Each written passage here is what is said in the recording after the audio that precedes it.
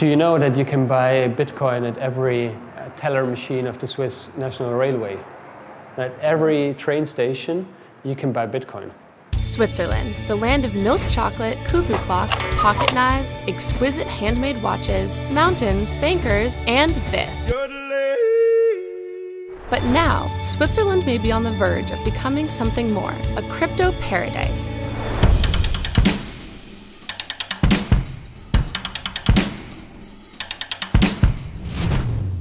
Hi, I'm Molly Jane from Cointelegraph, and we're coming to you from Zug. It's also known as the Crypto Valley, and Switzerland has been called the Crypto Nation, so we've come here to check it out. Long before Bitcoin was a gleam in Satoshi Nakamoto's eye, the city of Zug knew how to attract money. With a 14% corporate tax rate, one of the lowest in the world, it became home to nearly 30,000 companies, almost as many as there are people in the town. Now, Zug is home to more than 400 crypto enterprises, all happily ensconced in what has become known as Switzerland's Crypto Valley. And a gorgeous valley it is, with a large lake set against the backdrop of Switzerland's ever-snowy alpine peaks. It's almost beautiful enough to make us forget why we're here. We managed, however, to bring our eyes down from the mountains to meet with Dolphy Müller, the mayor of Zug, who has presided over a policy of accepting Bitcoin to pay for some city services, making him, in a sense, the crypto mayor. Everybody in the world was interested what happens in Zug because we have been the first. We didn't know anything about Bitcoin, we didn't know anything about blockchain. And so we invited a student which explained us the difference between these things. We started it 2 years ago. Now we have about 50 or 55 payments, not more. And it's only Bitcoin. It's not Bitcoin Cash, it's Bitcoin. From June 25th to July 1st, 2018, Zug held Switzerland's first blockchain-based municipal referendum. The vote, which was non-binding, used the city's new digital ID system. Here is a good place. Let's start an experiment with the so-called digital ID based on blockchain. Every year in summertime, we have a great party at the lakeside of Zug, and there is a firework. And we ask them people, do you want to have a firework again? Yes or no? And in Switzerland, a referendum, that's something holy. Has all this converted the mayor into a real crypto hodler? I'm not interested in cryptocurrency for myself. Despite the crypto mayor's lack of personal enthusiasm, get with the program, fella. Zug's experiments with crypto are breaking new ground, and city services aren't the only things you can buy with it there. We were told that here in Zug, you can use Bitcoin to buy a Ferrari or a Maserati. But we don't really have the budget for that, so let's go try to buy some wine instead.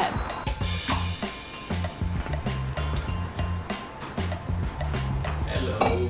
Hi. Can I recommend you something? Yes, I'm looking to buy some nice wine, preferably from Switzerland, but I'd like to pay in Bitcoin. Can I do that here? Yeah, of course, yeah. Oh, great. You can just take this one that you just looked.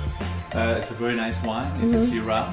Paying with crypto was as easy as scanning a QR code. And the wine was delicious. So we left Zug and drove to Lucerne, another important city on the crypto map of Switzerland. Here, its prestigious university is offering courses on cryptocurrency and blockchain. Hey, now we're over here at the Lucerne University of Applied Sciences and Arts, where students can pay for everything with Bitcoin and other cryptocurrencies. Let's go talk to the dean.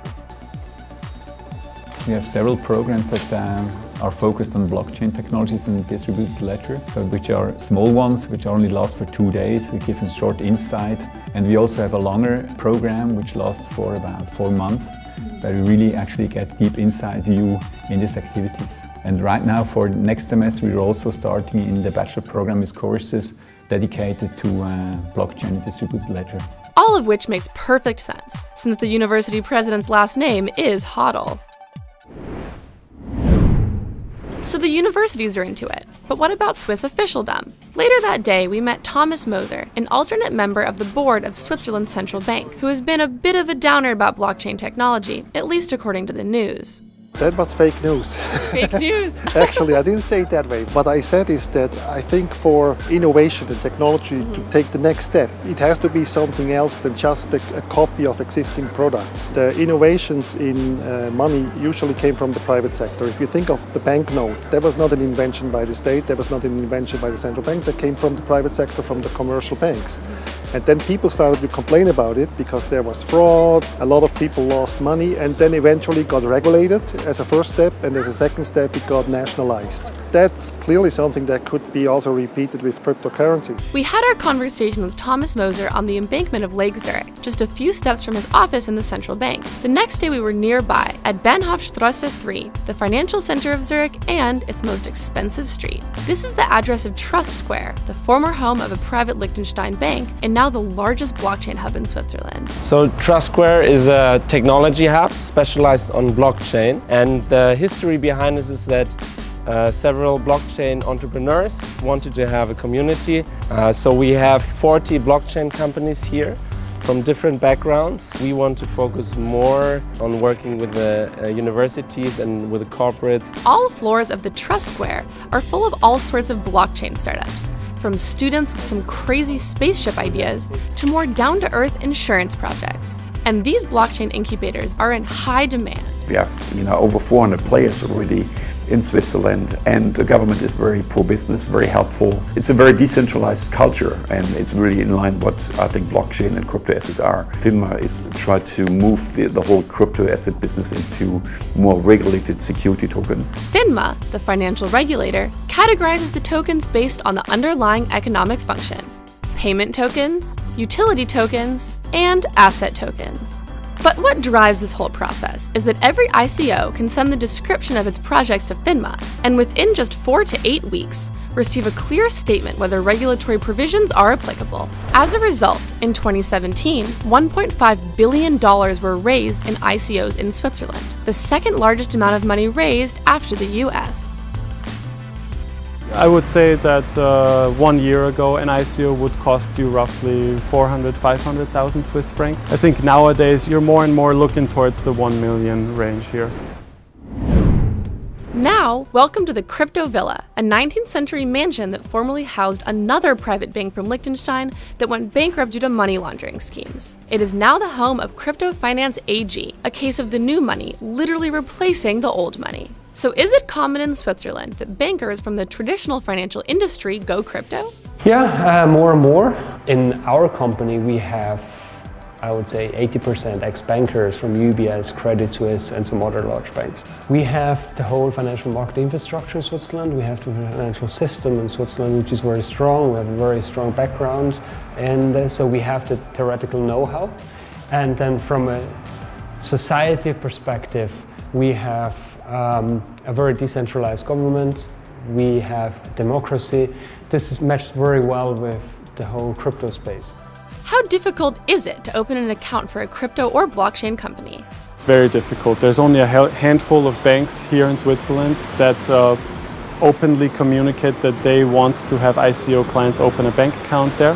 One of the problems still is that cryptocurrencies and Bitcoin still have this reputation of being used for illicit or criminal activities. And how beautiful will the ending be for cryptocurrency here? Let's just say that the signs are gorgeous. So is Switzerland a crypto nation after all? Currently, I say yes, we are a crypto nation on a very early stage, but we have everything to really become a big hub for crypto offering. So there's a high probability that we will see unicorns coming out of Switzerland in the next few years, because I think the foundation is in place. In the future, the blockchain technology will be a base technology that is used in a lot of applications, and the people actually won't realize that they're using a blockchain. I think at that stage we still have to think about what would it mean for monetary policy. What would it mean for financial stability? The question would also be, would there still be private banks? Would they still have a role in the payment system? We have to overcome some of our own hurdles and take some risks and move forward, because the competition is not sleeping. We'll give the final word to our favorite crypto mayor. I will be finished my work end of this year, and I always say it was a very beautiful final of my time as a mayor of Zug.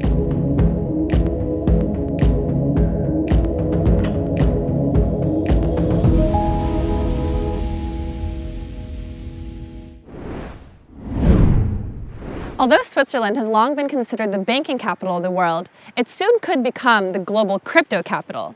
However, I think that cryptocurrencies and Bitcoin still have a long way to go before they see widespread usage. As the sun sets tonight over Zug, the crypto valley, Bitcoin may be rising over Switzerland. Cointelegraph. Like, subscribe, and hodl.